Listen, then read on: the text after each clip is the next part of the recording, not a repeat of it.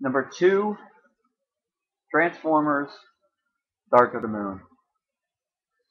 Okay, now with this, I really had a choice between the number two spot, between this movie, between Transformers, and the next film that's on my list.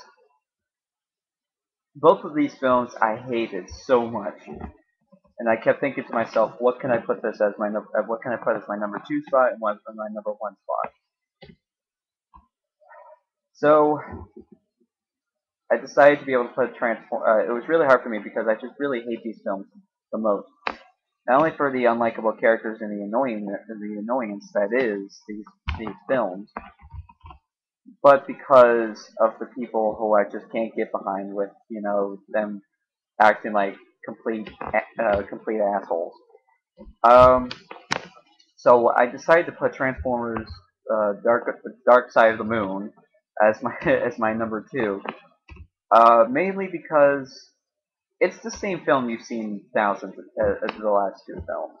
Well, it's the second one. Uh, we want to see a Transformers film because we want to see Transformers. We want to see these robots. We want to see them kick whole lots of ass. That's all we want to see. We don't care about the humans. We should not even have the humans to begin with. Yeah, sure, they should be there, but we don't want to make a whole story out of them. And that's my problem with those Transformers films. I really hate the Transformers series. I hate Michael Bay. Michael Bay is one of those films where he could just put a bunch of explosions and make you think it looks like a masterpiece. Now, granted, some of his films are not all that bad. I mean, I am the first to kind of admit that the Bad Boys films were none of themselves very good or good to begin with, but they're tolerable because they can be actually kind of funny. And plus, they can do like the whole stereotype thing very well compared to the Transformers with Mudflap and Skids. So I guess really what I'm trying to say is that this film is probably the second worst film next to Revenge of the Fallen. Revenge of the Fallen is still one of the worst Transformers films. This one gets second place in that category because the third act of the film is actually kind of cool because we actually get to see the real destruction of Chicago and we get to see Optimus Prime kick ass. That's all we want to see. That's the Transformers films that we all want to see. We don't care about the humans. We don't care about their problems.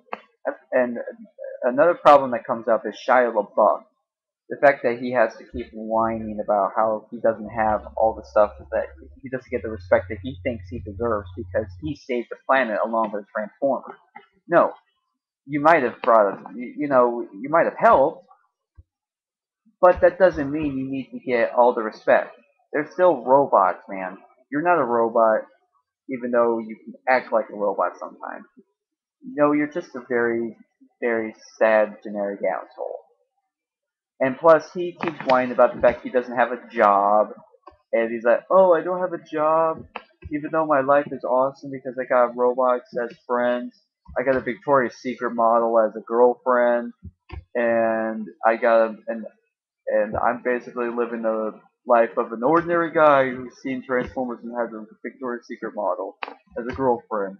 Yeah, dude, you know how much we would kill just to have Transformers as a friend in real life? Or hell, even have a Victoria's Secret model as a girlfriend. Dude, you have it easy. Stop whining about it.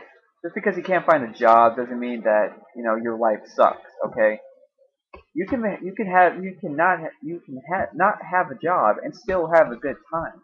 I'm not saying you shouldn't have a job. You should, but the fact is that you've been through a lot of things that an ordinary human being would love to go through if he wasn't excuse me, if he wasn't going to get killed in the process.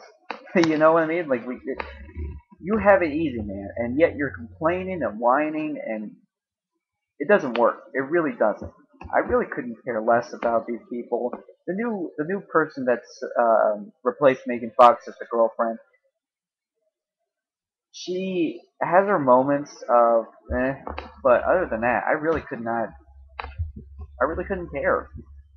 This is just another Transformers film. And now I'm hearing rumors that Michael Bay wants to do Transformers 4. Stop it! I'm serious. Just stop. Just make Bad Boys 3 for all I care. Do something else, Michael Bay. I'm tired of you screwing with my Transformers, okay? I'm tired of it. I'm really tired of it. You're just basically riding a dead horse right now. You're riding that horse that will not die. It may give you lots of money in the end, but you're still not making a lot of. You're not going to bring a lot of people back to the franchise after seeing this. If you want a good Transformers film, watch the Transformers animated movie. At least with that, in that movie, they can at least say that Optimus Prime, he died and never came back. There, that's everything about these films pissed me off, and this third one especially pissed me off. But it's nothing compared to my number one spot. My number one spot is purely for something that I despise above anything else in film history, and you're gonna find, and I think you already know who that is. So let's go on to number one, shall we?